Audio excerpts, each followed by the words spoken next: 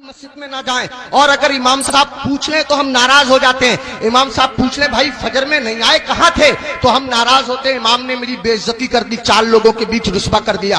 امام صاحب اگر ایک ٹائم نہ رہیں تو ایسے لوگ جو جمعے کی جمعے جاتے ہیں وہ ہنگامہ مچا دیتے ہیں۔ امام کے بچے نہیں ہیں، امام کی رشتہ داری نہیں ہے، امام کی سسرال نہیں ہے، امام کی ددیال نہیں ہے، امام کی ننیحال نہیں ہے، امام کا کون نہیں ہے، امام کے چچا بھی ہیں، امام کے تاؤ بھی ہیں، امام میرے تمہارے طرح آدمی ہے۔ مجھے بتاؤ کہیں کوئی مر جائے گا تو امام کو جانا پڑے گا یا نہیں جانا پڑے گا؟ کہیں کوئی پیدا ہوگا تو امام کو جانا پڑے گا یا نہیں جانا پڑے گا؟ کہیں کسی کو تکلیف ہے، کہیں کسی کی طبیعت اچھی ہے، کہیں کسی کی خراب ہے، 1000 ذمہ داری امام کے ساتھ ہوتی ہیں۔ اگر 1-2 دن امام غیر حاضر رہ جائے تو لوگ بے وجہ اس کا حساب کرنے پہ تل جاتے ہیں اور پھر امام کے پیچھے ہاتھ دھو کے پڑ جاتے ہیں۔ ہونا یہ چاہیے 2 امام ہونے چاہیے مسجد میں، ایک امام ہونا چاہیے، ایک نائب امام ہونا چاہیے۔ امام صاحب اگر کام سے چلے جائیں تو نائب امام ان کا کام انجام دے سکے۔ اماموں کی تنخواہ بڑھاؤ، اب ایک دم تو بڑھا نہیں سکتے، میں ایک ترکیب بتاتا ہوں اور پھر حضرت مفتی صاحب کو آواز دیتا ہوں۔ ترکیب یہ ہے کہ جب جمعے کے دن امام صاحب خطبہ پڑھتے ہیں، مطلب تقریر کرتے ہیں یا نعت شریف پڑھتے ہیں،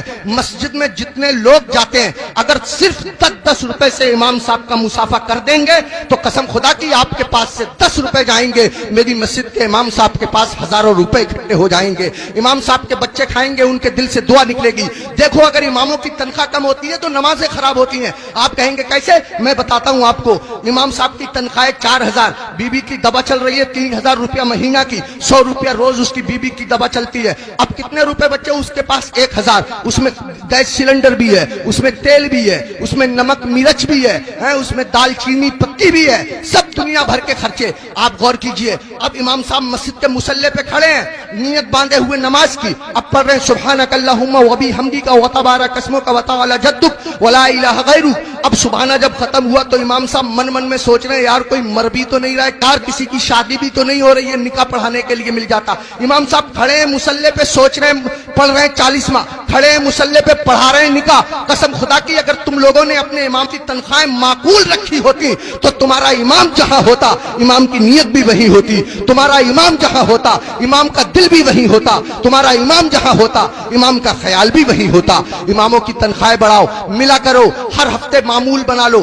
جب تم کماتے ہو ہزاروں کماتے ہو، معمول بنا لو یا 500 روپے دوں گا، مہینے میں تم کو تنخواہ ملے 10,000، مہینے میں تم کو تنخواہ ملے 15,000، 8,000، 8,000 میں سے 100 روپے چپکے سے جاؤ امام صاحب سے مسافہ کر کے آ جاؤ۔ اگر بستی میں 100 گھر ہیں، سب کے سب 100 روپے سے مسافہ کریں گے، حساب جوڑ آپ لینا روپے کتنے ہو جائیں گے، امام صاحب کا کام ہو جائے گا۔ میں کہنا یہ چاہتا ہوں اتنا بڑا امام، کبھی تم نے سوچا تم لوگ اپنے بستر پہ سوتے رہتے ہو فجر کی نماز کے وقت، تمہارا امام تمہاری بستی کی مسجد کے مصلی پہ بیٹھ کے تمہارے لیے دعا کر رہا ہوتا ہے، یا اللہ میری بستی پہ کرم فرما، یا اللہ اس بستی پہ رحم فرما، لوگوں کے کاروبار میں برکت عطا فرما، عزت کی حفاظت فرما، دولت کی حفاظت فرما، آبرو کی حفاظت فرما، اور تم اسی امام کے پیچھے پڑے رہتے ہو جو تمہارے لیے دعائیں کرتا رہتا ہے۔ ایک آدمی پڑا رہتا تھا بہت امام کے پیچھے، ایک دن پکڑ لیا امام صاحب نے، ابے فجر کی نماز پڑھی ہے؟ بولا بالکل پڑھی ہے۔ امام صاحب بولے کیا رکعتیں پڑھی ہیں؟ بولا 10۔ کا فجر میں 10 ہو گئے رے؟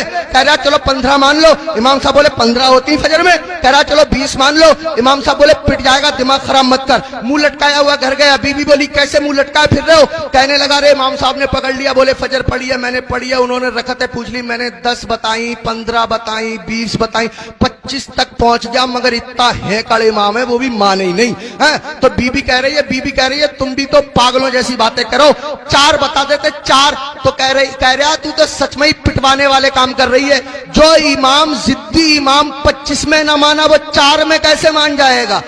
25 میں مانا نہیں 4 میں مان جائے گا، پٹوانے والے کام کر رہی ہے۔ اماموں کے قریب آؤ، اماموں کا خیال رکھو، جب کھانا کھانے بیٹھا کرو امام کو فون کر لیا کرو، حضرت کھانا کھایا نہیں کھایا، آیا نہیں آیا، اگر آیا تو کیا آیا، اگر تمہارے گھر کوئی اچھی چیز بنا کرے امام کو پہنچا دیا کرو، امام کا خیال رکھا کرو۔ بال کاٹنے کی دکان ہے، امام سے بال ترشوانے کے پیسے مت لیا کرو۔ کپڑے سلنے کی دکان ہے، امام کے کپڑے فری سل دیا کرو۔ پوری بستی کا ایک امام ہے، کیا نہیں ہو سکتا؟ مشکل کام نہیں ہے، مشکل کام نہیں ہے۔ एक इमाम के साथ अगर ये रियायत की जाए, कोशिश करो अपनी मस्जिद के इमामों को हज कराओ, उम्रे के लिए भेजो, सब मिलकर के कोशिश करो, तो कोई कर्रा काम नहीं है। मैंने बहुत कीमती वक्त ले लिया, आपसे भी मैं माफी चाहता हूं और मुफ्ती साहब से भी मैं माफी चाहता हूं, मिंबर शरीफ पे बैठे हुए तमाम लोगों से मैं माफी चाहता हूं। मेरे दिल की तमन्ना थी, मेरी आरजू थी, इमामों के बड़े बुरे हालात लोगों ने बना दिए। यही वजह है हमारे 50% मौलवियों ने अपना कारोबार शुरू कर दिया, इमामतें छोड़ दी, और इमामों के साथ ऐसे ही रवैया रहा तो कसम खुदा की तुम लोगों के बच्चों को अल्लाह और रसूल का नाम सिखाने वाले लोग मिलना मुश्किल हो जाएंगे,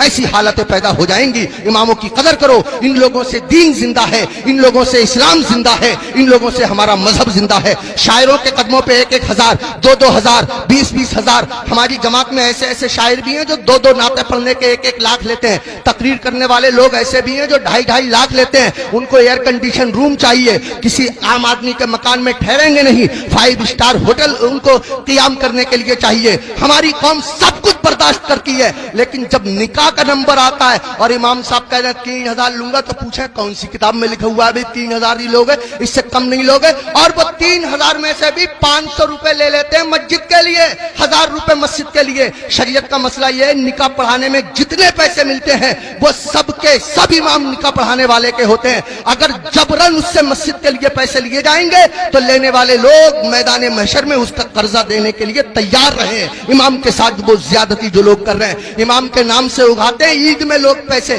40,000 50,000 इमाम साहब को दे दिए, 7,000 8,000 बाकी बचा लिए। अरे इमाम के नाम से उगाया, इमाम को दो, मस्जिद में और काम है, उसके नाम से कमाओ, उगाओ, इकट्ठे करो और मस्जिद में लगाओ। बहरहाल अल्लाह ताला माफ फरमाए, कोई भी शाखे तमन्ना हरी नहीं होगी, तेरे बगैर बसर जिंदगी नहीं होगी। जो दूसरों को अंधेरे में देखना चाहे उसी के घर में कभी रोशनी नहीं होगी। मैं ये नहीं कहता कि नात पढ़ने वालों को मत दो, मैं ये नहीं कहता कि तकरीर करने वालों को मत दो। अगर इनको देना बंद कर दोगे तो हम लोगों के बच्चे कैसे पलेंगे? मैं कहता हूं इनको भी दो, मगर इनके साथ साथ अपने इमाम का भी ख्याल रखो।